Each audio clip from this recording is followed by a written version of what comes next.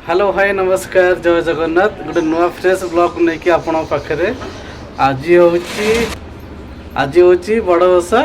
तो आज बड़ ओषा धवलेश्वर जावाक आमर बहुत इच्छा था जेहेतु धवलेश्वर आम पाखे मात्र 30 किलोमीटर बाट किंतु कौन करवा जेहेतु गवर्नमेंट मना कर देछि झूला पोल खराब सकाशे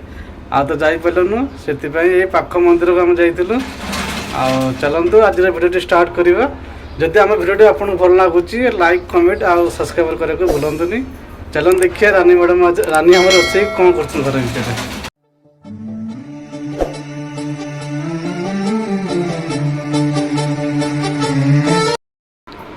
आज रानी आमर बर्तमान रोसे स्टार्ट कर कौन पड़ी कौन कौन कौन सी गोटे पिला को काटी आसुनी कि से दी हाथ में फाड़ी दौर लास्ट को अच्छा वो कौन हम कि आज गोटे आपन को देखिए नुआ आइटम ओ डालमा अच्छा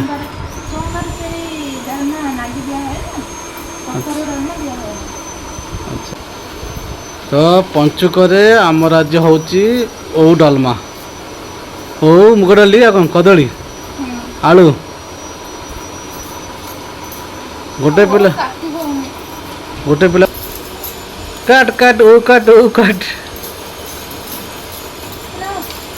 आज आम आप देखू ओ डालमा ओ काट अरे ओ खटा खाते भल होता ओटा सुखी जाए नहीं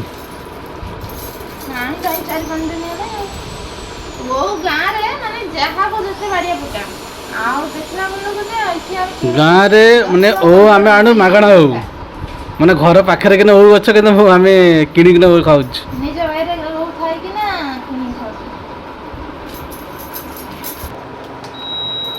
एबे आमर सब कटाकटी परिवा हो जाइए ये कौन कटा हो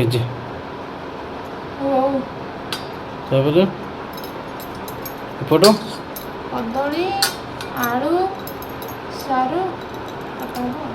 अच्छा तब सेपट कौन थी मुग डाली आज आमर ओ डालमा पानी दे देछि डाली पकई देबे डाली मुग डाली खाली मुग डाली आ किछ पड़िबा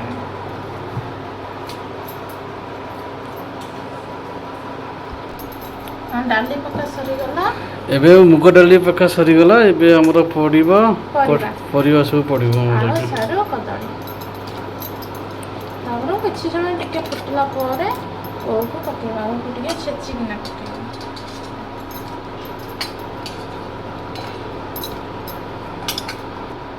एबे सब परिवा हमर पड़ी जाइछि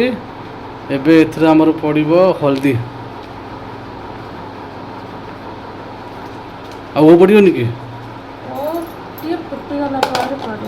परिवा टिके अल्प टिके सीझी गला परे तापर हमर ओटा लास्ट को पड़िबो एथरा हम पकई देबा टे लूण पकई देबा आपण ने ट्राई करंतु ओ डालमा केमते लागुची हमको कमेंट बॉक्स में जणांतु एबा हमर एथरे ओ छेचा होची डालमा रे पड़िबो बोले टिके दर छेचा हो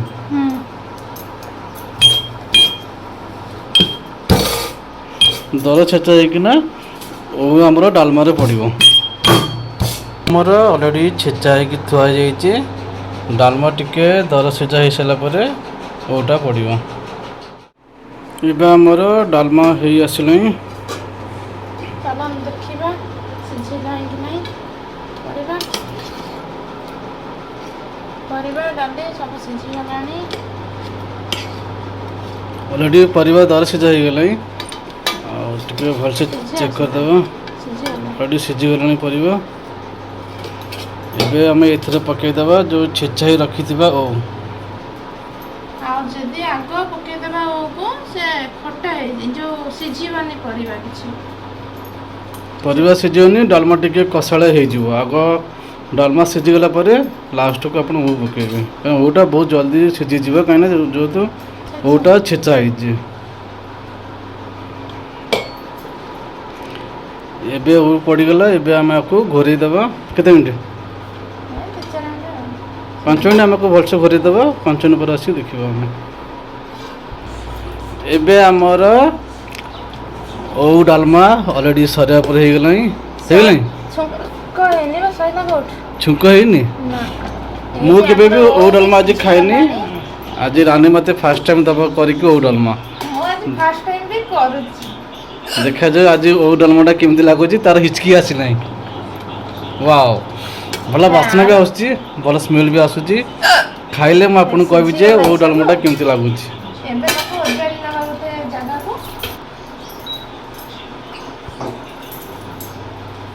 ଏବେ ଅଲରେଡ଼ି ମ୍ୟାଚ୍ ଷ୍ଟାର୍ଟ ହେଇଗଲାଣି ଇଣ୍ଡିଆ ଭିସ୍ ଜିମ୍ବାଓ ଇଣ୍ଡିଆ ଜିତିଲେ ସେମିଫାଇନାଲ୍ ଯିବ ନ ଜିତିଲେ ବି ସେମିଫାଇନାଲ୍କୁ ଯିବ ଆମର ସେଥିରେ ଘିଅ ଡାଲଟା ଘିଅ ପଡ଼ିଗଲା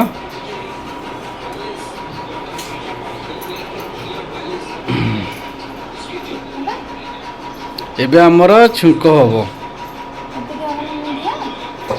ମୁଁ ଜାଣିଛି ମୁଁ ଫାର୍ଷ୍ଟ ଟାଇମ୍ ଖାଇଲା ମୁଁ ଖାଇବି ମୁଁ ଖାଲି କହିବି ଯେ ଟେଷ୍ଟ ହେଇଛି କି ନା ଡାଲମା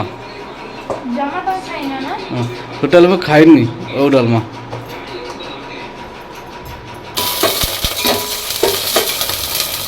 ଏବେ ଅଲରେଡ଼ି ତାପରେ ତେଲ କି ଗରମ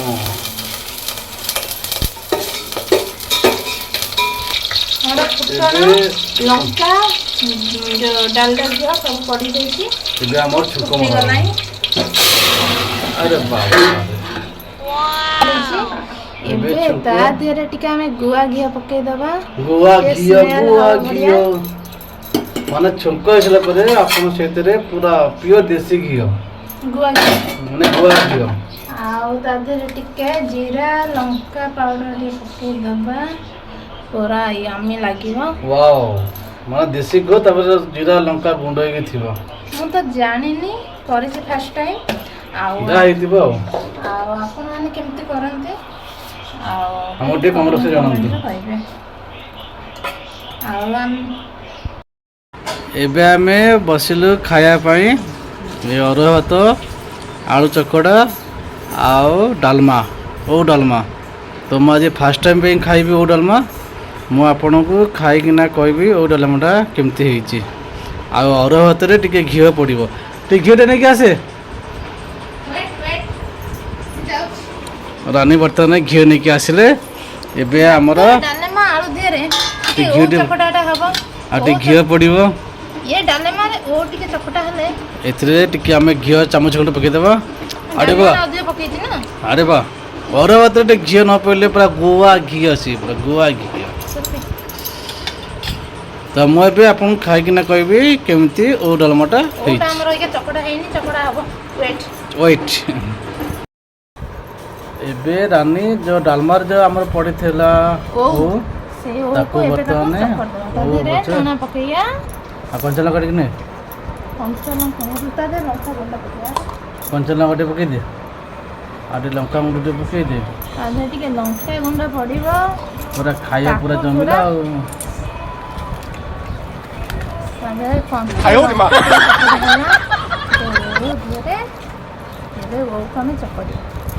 ଓଉ ରାଇତା ୱାଓ ବଢ଼ିଆ ସ୍ମେଲ୍ ବି ଆସିଲାଣି ୱାଓ ୱାଓ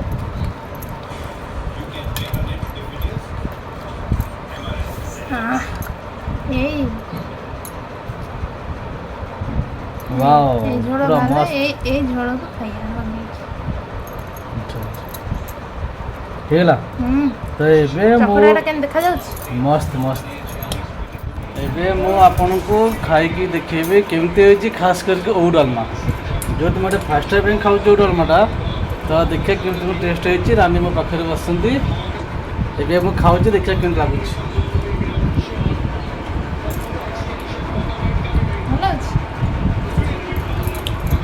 ୱାଓ ମାନେ ଡାଲମା ଟିକେ ଖଟାଟା ଟିକେ ଲାଗୁଛି ଯେହେତୁ ଓଉ ପଡ଼ିଛି ବୋଲି ଡାଲମା ଟିକେ ଖଟା ଲାଗୁଛି ଡାଲମା ବହୁତ ଟେଷ୍ଟ ଲାଗୁଛି ଆପଣ ଟ୍ରାଏ କରନ୍ତୁ ଆଉ କେମିତି ଲାଗୁଛି ଆମକୁ କମେଣ୍ଟ ବକ୍ସରେ ଜଣାନ୍ତୁ ରହିଲି ଜୟ ଜଗନ୍ନାଥ ଆମେ ବର୍ତ୍ତମାନ ଖାଇବା ଷ୍ଟାର୍ଟ କରୁଛୁ ବର୍ତ୍ତମାନ ରାନୀ ବି ଖାଇବା ବସିଗଲେଣି ଆମେ ବି ଖାଇ ବସିଲୁ